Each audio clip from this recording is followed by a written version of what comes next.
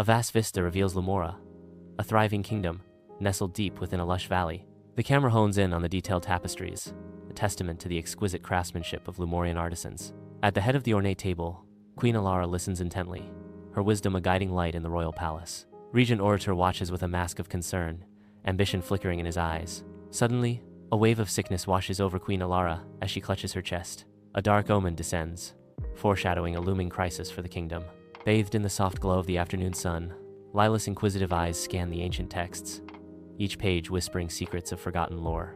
A passage from Bonhoeffer's writings pierces through the silence, his ominous warnings echoing across time. V.O. Bonhoeffer warned us. He saw it coming. But did anyone listen? A furrow carves itself into Lila's brow, as the weight of Bonhoeffer's prescience settles heavily upon her. In the town square, an orator's voice drips with honey, ensnaring the crowd. He spins tales of crop failures and rising costs, igniting their deepest fears and resentments. Subtly, he twists the blame toward the Lumorians, painting them as greedy hoarders.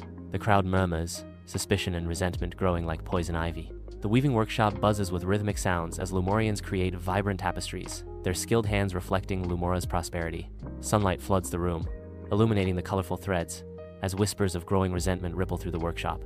Faces etched with concern, they weave their fears into every intricate detail, their craftsmanship a testament to their threatened cultural identity. In the town square, Lila's voice cuts through the air as she presents the trade records. She gestures passionately, her words a desperate plea amidst the rising tide of doubt. A chorus of jeers explodes from the crowd, their faces twisted in bitter defiance. Lila's shoulders slump, the weight of their closed minds pressing down on her.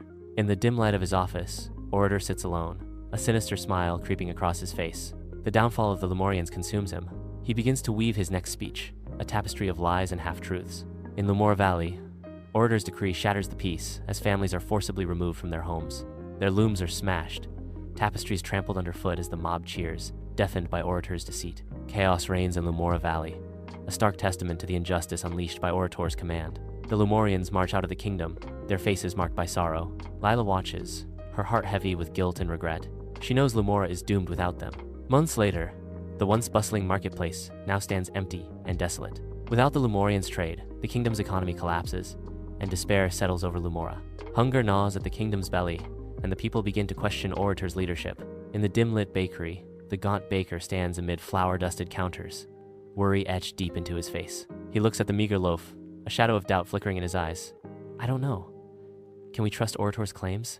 The carpenter watches him, his calloused hands resting on idle tools, mirroring the baker's weariness. I'm starting to wonder the same thing, the carpenter says. My tools have been gathering dust for weeks.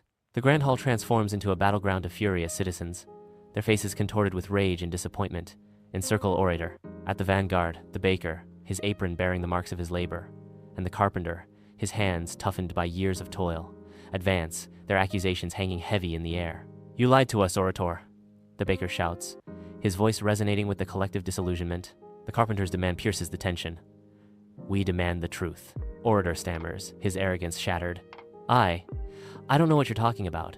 In Lumora Valley, messengers traverse the expanse, their voices piercing the air with urgent pleas to summon the Lumorians back. The echoes of their calls reverberate through the valley, a desperate attempt to undo the past.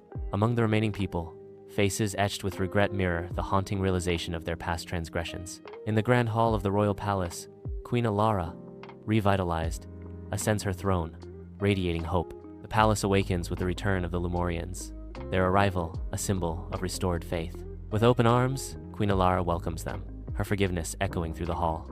Justice and reconciliation shall guide our future, she proclaims, her voice filled with newfound strength. The Lumorians return, the humming of their looms resonating through the valley. The kingdom begins to heal, tapestries glowing with renewed color. Prosperity blooms once more in Lumora, filling the land with promise. The town square buzzes with silent contemplation, faces reflecting a newfound seriousness. Lila's voice cuts through the silence, warning. Bonhoeffer taught us about the dangers of stupidity. We must be vigilant. Lila's voice rises with determination. Let us vow to question boldly and think independently, ensuring a bright future for Lumora. Lila and the Lumorians gather, their faces alight with hope as they gaze upon the restored Lumora Valley. The kingdom shines with renewed glory, its white buildings radiating under the sun's embrace. The tapestry, a vivid emblem of their heritage, reflects the sun and embodies the kingdom's resilience.